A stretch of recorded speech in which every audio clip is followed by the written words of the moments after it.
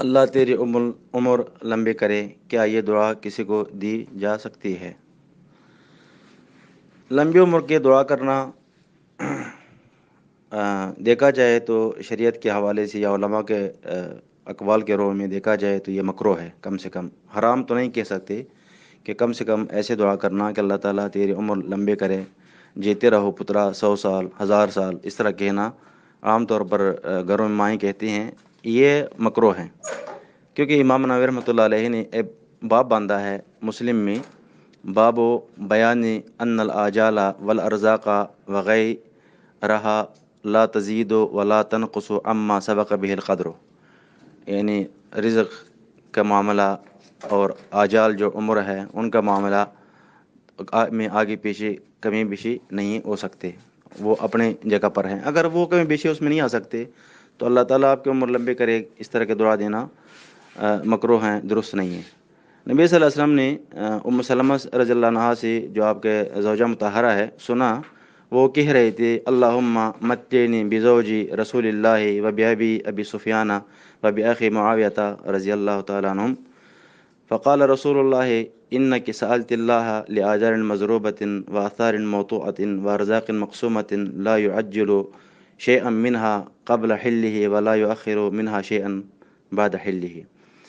نبی صلی اللہ علیہ وسلم نے سنا حضرت ام سلمہ رضی اللہ عنہا یہ دعا فرما رہے تھے، یا اللہ مجھے دنیا میں خوب فائدہ اٹھانے دیں نبی صلی اللہ علیہ وسلم کی زندگی سے، ابو سفیان جو میرے والد ہیں ان کی زندگی، حضرت معاویہ رضی اللہ عنہ کی زندگی سے، یعنی یہاں سے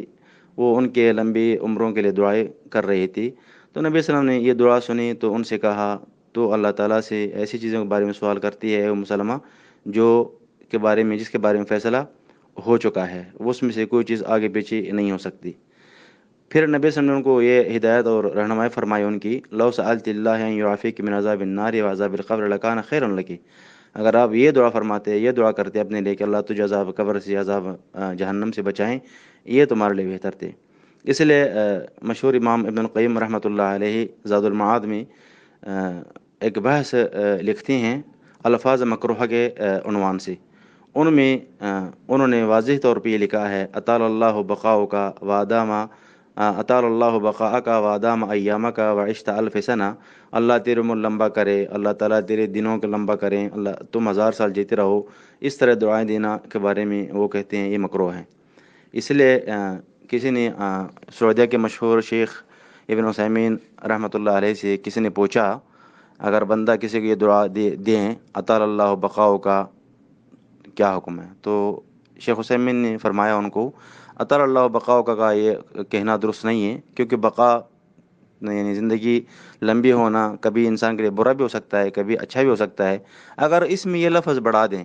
اطال اللہ بقاؤ کا اعلیٰ طاعتہ، یعنی اللہ تمہاری عمر لمبی کرے نیک اعمال پر، تو پھر یہ دعا درست ہے، اس میں انشاءاللہ کوئی برائی نہیں ہے، تو مطلق طور پہ دعا کرنا درست نہیں ہے۔